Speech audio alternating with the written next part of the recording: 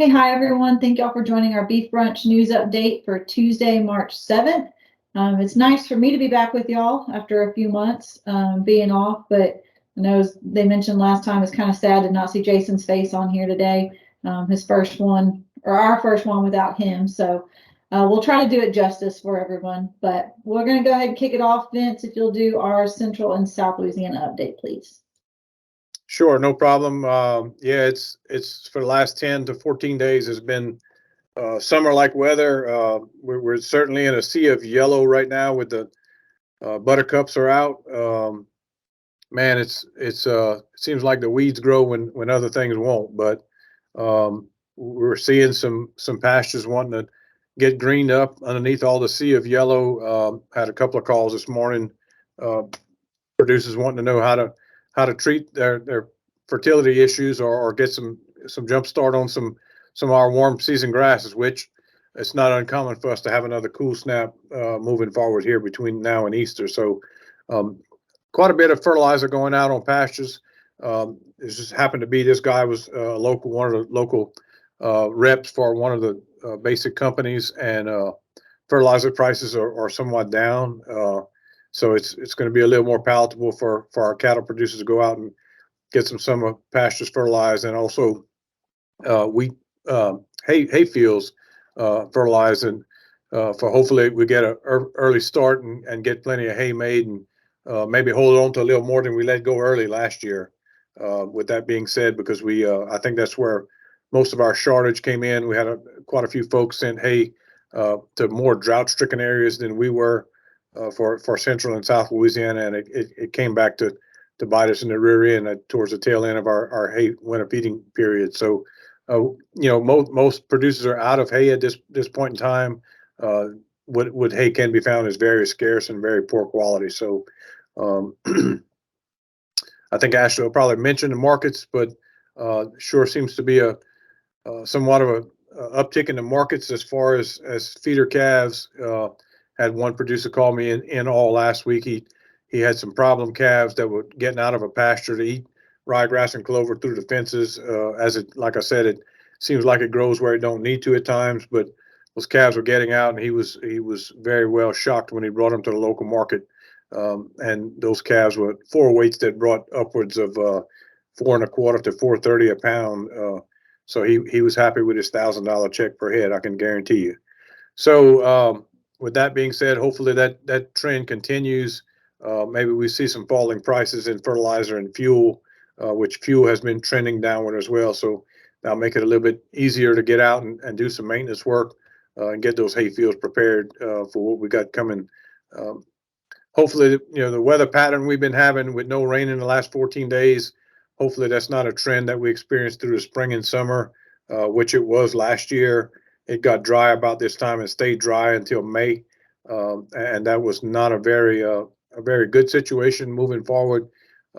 So when we started to get rains in May and June, it was good, but then it was cut off again in August and September. So it's been very much a roller coaster ride, and a lot of uncertainty in our weather conditions and weather patterns moving forward. As I walked through some of my own pastures yesterday afternoon, it felt good not to have rubber boots on, but the grass is short, and it stayed so wet so long through the late part of the winter period. Summer grasses, warm season forages are just having a hard time getting going, and cows, you can see in the body score conditions. Most everybody's in full swing calving. Early spring calvers are at the tail end, and people that calve, here on, through April, there's a lot of new babies on the ground right now. So it would be in the best interest of the cow producer that our weather stays like it is, and maybe a little shot of rain on Thursday, Friday. I think they call in for a little rain would definitely help things out, because we actually in a need for a little rain right now. It wouldn't hurt. People are trying to get some fertilizer put out ahead of the anticipated rain. It's been the best chance we had in the last two and a half weeks. So hopefully that comes to intuition of getting a little rain and getting some things growing and keep some warm temperatures around. But there is a forecast of some light frost in the extended forecast. So until say like the older generations, until Easter has come past us, our winter can still be upon us. So Probably some spring working's going to get cranked off here pretty heavy because of pen conditions. People are able to get around and do some things and get cows penned up and get some work done. I know there's a lot of fall calves that have not been worked because of poor ground conditions and just not wanting to cut the pins really deep, going into a muddy situation. So that's about all we have right here. Hopefully we have a more moderate, I guess, or more ease of a spring and summer season than we had last year, and that we get plenty of hay made early. That's about all I have. Oh, and I do want to mention there is a BQA training coming up next week on March 16th, which is at in Ville Platte at the Chauncey Pete multi-purpose barn. It will start at 5:30, and it's open to not only to Evangeline Parish but surrounding parishes. We encourage people to come and become BQA certified. Dr. Christine Navarro will be with us doing that certification next week on Thursday the 16th. The address is 1204 Chauncey Pete Road, Ville Platte, Louisiana. Do you need them to RSVP with you or anything for that? It'd be a good idea if they would, either myself or Todd Fontenot in Evangeline Parish, just to have an idea on head count. Yes. Okay, I'll put both of your emails and that information in the description for this. Thank you. Thank you. Lee, our update for the Northwest, please, sir. Good day, everyone. Glad to be with y'all today. Sure is warm up our way. Unseasonably warm, in fact. Highs up to near 80. Nighttime lows, of course, staying in the 50s. So it's really unseasonably warm. I heard somewhere on a newscast this morning around 20 degrees above normal for this time of the year, but we'll take it for sure. As long as, like Vince stated, it doesn't portend what our spring and summer is going to look like. Started to dry out just a touch here last few days. Of course, the wind's blowing, ever-present wind here lately, it seems, and so it's really starting to dry out just a little bit. You're starting to see some people been able to get in and get some fertilizer on some ryegrass. Starting to see some folks get in and spray on those hay fields and trying to carry out some kind of pre-emerge actions as well as doing some preliminary weed control in the pastures on these broadleaf weeds like Vince was talking about the buttercup being prevalent. Boys, it looks like it's taking over the country in places up this way too. So just a sign of spring, I guess, but I'll echo it too that spring's not here officially just yet. They're talking in the forecast for us some nighttime lows getting into the mid to upper 30s possibly by the weekend, and that'll bring a frost on for sure for us and whatnot. The winter forages look really good. Look really good, especially the ryegrass and those cereal grains. Just look fantastic. If you've been able to get in and if you've been able to get in and get fertilizer out, or if you could afford the fertilizer to get out, that has made all the difference as far as what these winter forages look like. One thing, and I said here 2 or 3 news updates ago, made a comment about the clover. In places in the northwest portion of the state, the clover is looking pretty good. I've had a call or two from folks saying the clover may be just a little bit behind, wondering what's going on with clover this year. Don't have any explanation for that really. Just may just be kind of a wishful thinking amongst producers trying to bring it online before it really should be. Anyway, just kind of an observation. I've looked at some really good clover though in the last week. Warm season grasses trying to make a headway, go of it up this way. Bermuda grass greening up a little bit in places. Looked at a hayfield the other day. A gentleman had done a really good job of cleaning up and getting ready for first cutting, and it looked really good, coming on good. Of course, that frost may get to it a little bit, may knock it back a little bit. I even saw some Johnson grass up about 6 inches the other day and growing, really making a show of it. How about that? And once again, another reminder, I know that Vince talked about it, I believe, his last news update, and I've talked about it a time or two. uh, cleaning up these hay fields and getting ready. If you've got any kind of pre-emergent herbicide that you need to get out there and get to work, your windows closing pretty fast on on as far as having any spring green up if that affects it. These warm season grasses and forages are starting to wake up and get after it, and then the trend will continue, of course, if we continue to see these warm days. Um, the cows are really backing off hay up in this part of the country. Just about everybody you're talking to is making the comment about how much less hay they're feeding. That's not really equating into cows being in good body conditions. And Vince and I were visiting about that right before we started recording this.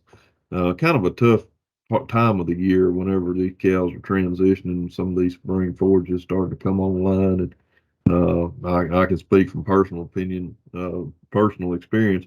Cows try to chase that volunteer forage, sometimes volunteer ryegrass and stuff, and can be kind of a difficult time for them nutritionally as these seasons are kind of changing. But it's a good thing that we're about out of hay feeding weather, because folks, I don't know if we could last another couple of weeks of hardcore, 30-degree weather, burning through the hay like we were. My goodness, it has been quite the demand for hay from all over, folks, and still dealing with a few people. I talked to a guy just I guess that would have been Sunday, that was needing just a little bit, just enough to tide him over. I want to say thank you to those that have reached out about hay that you're willing to sell. Had a couple of y'all reach out and were able to make some connections on some hay to help other producers out. So I just want to tell y'all thank you and how much it's appreciated. Some cows being worked, I would say a lot more being worked right now than the last time heard from us on a news update. And as this dry and warming period continues, you're going to continue to see that.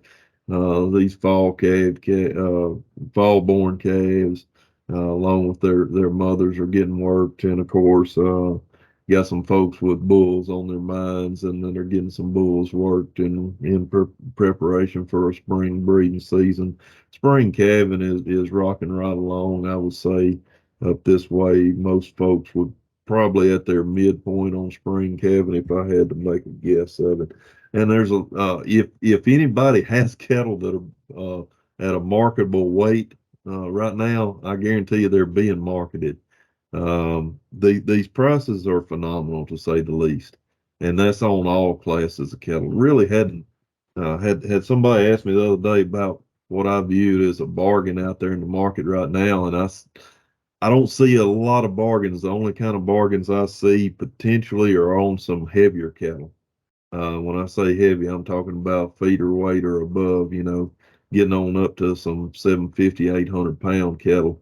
May be just a touch undervalued, but these calves, these light calves, on up into the six weights are red hot, folks. They're just red hot. These 500 to 550 weight cattle, they'll touch all over $1,200, dollar up, time you get your check in your mailbox there.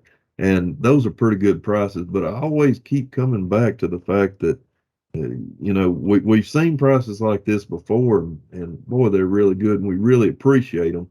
I'm not saying we don't, but the last time we saw them in 2014, and that was whenever our inputs were quite a bit lower. So it's not like comparing apples to apples. It's more apples to oranges because of these high input costs and what they've done to our bottom lines, so to speak.